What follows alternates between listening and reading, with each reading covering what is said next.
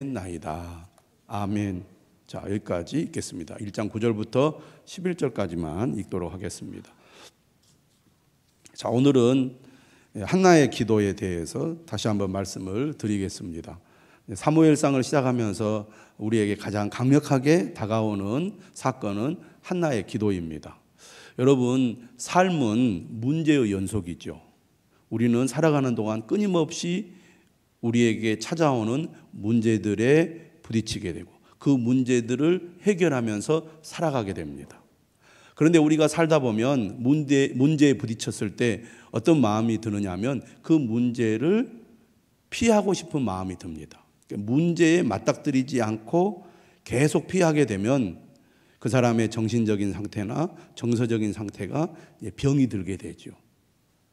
우리가 알아야 될 것은 결코 문제를 회피한다고 문제가 해결되지 않는다는 것입니다. 어떤 사람들은 시간이 가면 저절로 문제가 해결될 것이라고 생각하는데 결코 그렇지 않다는 것이죠.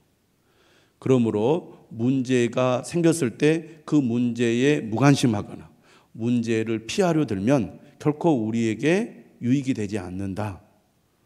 문제에 부딪힐 줄 알아야 되고 문제에 부딪혀야 문제를 해결할 수 있다는 것을 아는 것이 매우 중요하다는 겁니다.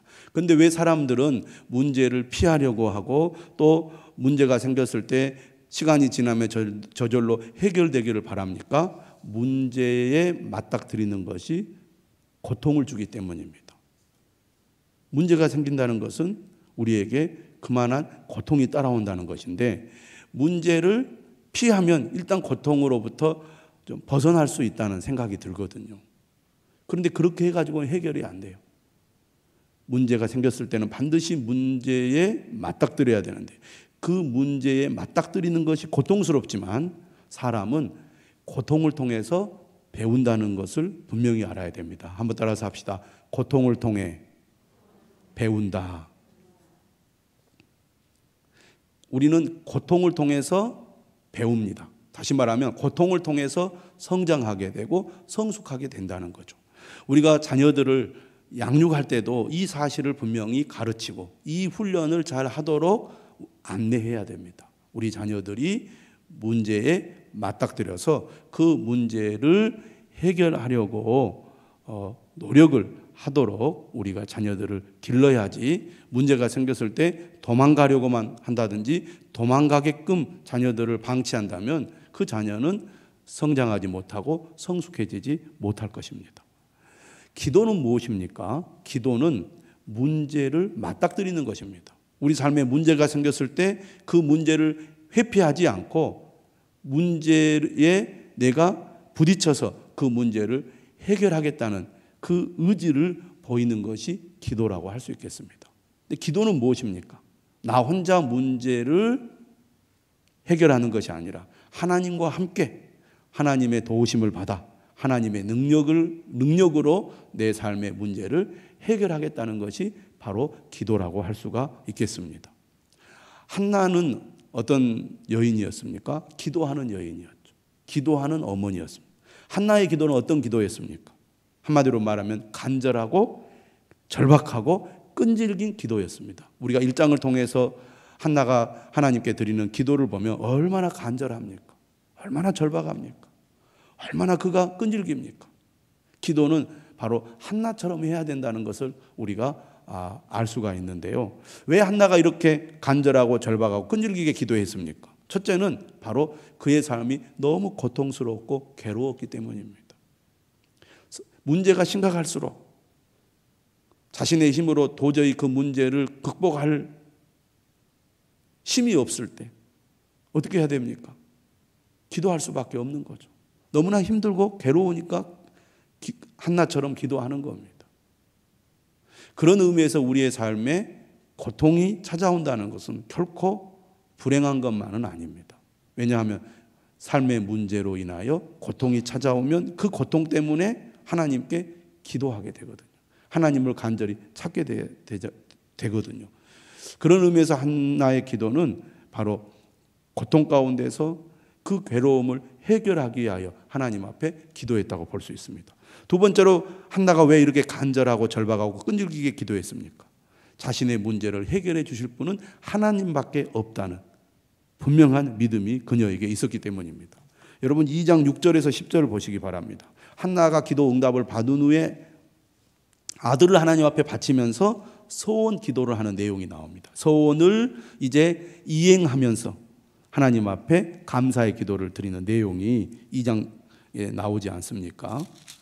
2장 1절부터 10절까지 하나님께 기도하는 내용이 나옵니다. 이처럼 한 사람의 기도가, 그리고 그것도 아주 평범한 여인이 드리는 기도가 이렇게 길게 나오는 거 흔치 않는 기도문이라고 하겠는데요. 그 기도를 보면 그가 이렇게 기도하죠. 6절입니다. 여호와는 죽이기도 하시고 살리기도 하시며 수월에 내리게도 하시고 거기에서 올리기도 하시는도다. 여호와는 가난하게도 하시고 부하게도 하시고 낮추기도 하시고 높이기도 하시는도다. 하나님께서 주관자고 주권자이시기 때문에 내 문제를 해결해 주실 분은 하나님밖에 없다. 하나님께 내가 나아가 기도하면 반드시 하나님께서 내 문제를 해결해 주신다. 이 믿음을 한나는 가지고 있었습니다. 그렇기 때문에 간절하게 기도했고 절박하게 기도했고 끈질기게 기도했던 거예요. 그 다음에 우리가 한나의 기도를 생각해 볼 때 한나는 어떤 기도를 하나님 앞에 드렸느냐면 서원 기도를 드렸습니다. 한번 따라서 합시다. 서원 기도. 서원 기도라는 것은 하나님께서 응답해 주시면 내가 이렇게 하겠습니다라고 하나님 앞에 헌신을 약속하는 것을 가리켜서 서원 기도라고 합니다. 자, 우리가 이 한나의 서원 기도의 내용을 보면서 무엇을 우리가 발견할 수 있느냐면 한나는 남편의 사랑을 받았습니다. 야곱이 레아보다 라헬을 더 사랑한 것처럼 야곱이 라헬을 사랑했는데 아기는 또 레아에게서 많이 태어났어요. 라헬은 아이를 낳지 못했습니다.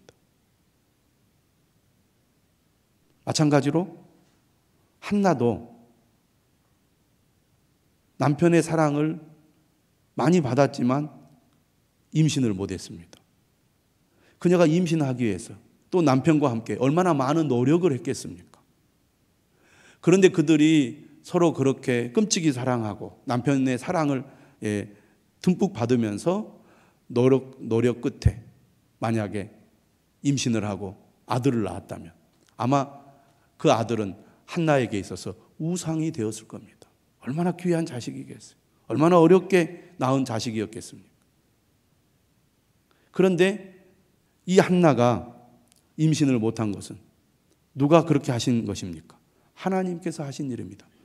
사무엘상 1장 분명하게 얘기했어요. 하나님께서 임신을 못하게 하신 겁니다. 하나님께서 막으시니까 아무리 노력하고 애를 써도 안 되는 거예요.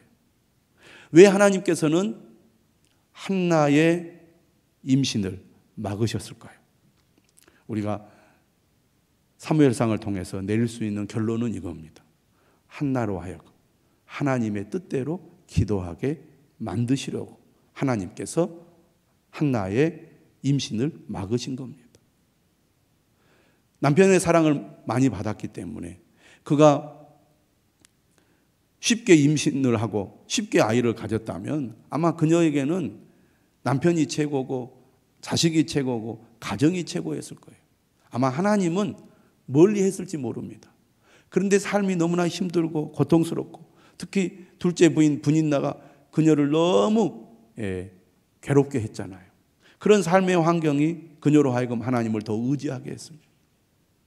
하나님을 더 가까이 하게 했습니다. 뿐만 아니라 간절히 기도해도 하나님께서 빨리 응답을 해 주시지 않기 때문에 그녀는 하나님의 뜻을 찾고 구할 수밖에 없었습니다. 왜 하나님께서 임신을 막으실까? 우리 가정을 향한, 나를 향한 하나님의 뜻이 무엇일까? 그녀는 깊이 생각했을 것입니다. 그래서 그가 소원 기도를 하는 거예요. 그 소원 기도의 내용이 뭡니까?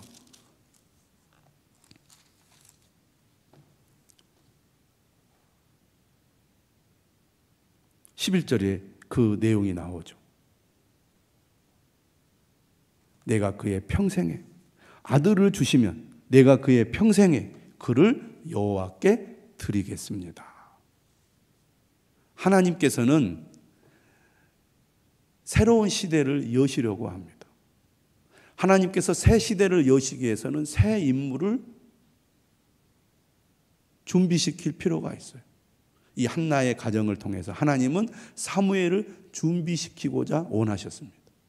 하나님의 사람으로 쓰임 받으려면 하나님께 온전히 바쳐져야 할 사람이 필요하지 않았겠습니까? 그래서 한나의 태를 막으신 겁니다. 그의 자식을 하나님 앞에 온전히 바치도록 하기 위해서 하나님은 그녀의 태를 막으셨고, 그녀가 하나님께 자식을 바치겠습니다 소원 기도를 하게 하셨다는 것입니다. 여러분, 우리가 처음에 기도할 때는 내 간절한 소원 또 내 욕심을 따라서 기도하게 됩니다. 그런데 계속 믿음을 가지고 하나님의 말씀에 귀를 기울이고 하나님의 뜻을 구하다 보면 하나님께서 원하시는 기도, 하나님이 기뻐하시는 기도가 무엇인지를 점점 알게 되죠. 한나처럼. 그리고 그 기도를 했을 때 하나님은 응답해 주시고 그 기도를 들어서 하나님은 그 사람을 사용하시는 겁니다. 여러분, 우리도 한나처럼 하나님의 뜻대로 기도하는 사람 될 수 있기를 바랍니다. 잠깐 기도하는 식의 기도의 삶을 살아서는 하나님의 뜻을 구하는 기도를 드리기가 쉽지 않습니다. 한나처럼 어려움 가운데서 계속해서 끈질기게 기도하는 삶을 통하여 우리는 하나님의 뜻을 구하게 되고 하나님의 뜻을 알게 되고 하나님의 뜻을 위하여 기도를 드릴 수 있게 된다는 것입니다. 마지막으로 우리가 한나의 기도를 보면서 생각해야 될 것은 바로 기도 응답의 과정입니다. 하나님께서는 어떻게 한나의 기도에 응답해 주셨느냐? 엘리 제사장을 통해서 응답해 주셨다는 겁니다. 제사장은 죄를 사하는 역할을 담당할 뿐만 아니라 백성들을 가르치고 백성들에게 하나님의 축복을 전하는 역할을 맡은 사람입니다. 그런데 우리가 잘 생각을 해보세요. 엘리는 문제가 많은 사람이었습니다.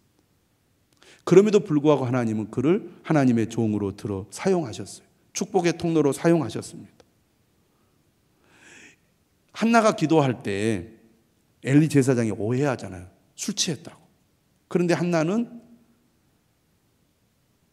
자신이 왜 그렇게 했는지를 엘리에게 해명을 했고, 엘리는 그 얘기를 듣고 한나가 술 취한 것이 아니라 절박한 문제를 가지고 하나님께 기도했다는 것을 알게 됩니다. 그리고 그 한나의 얘기를 들은 엘리 제사장이 한나를 위해서 축복의 말을 하죠. 그 축복의 내용이 뭐였습니까?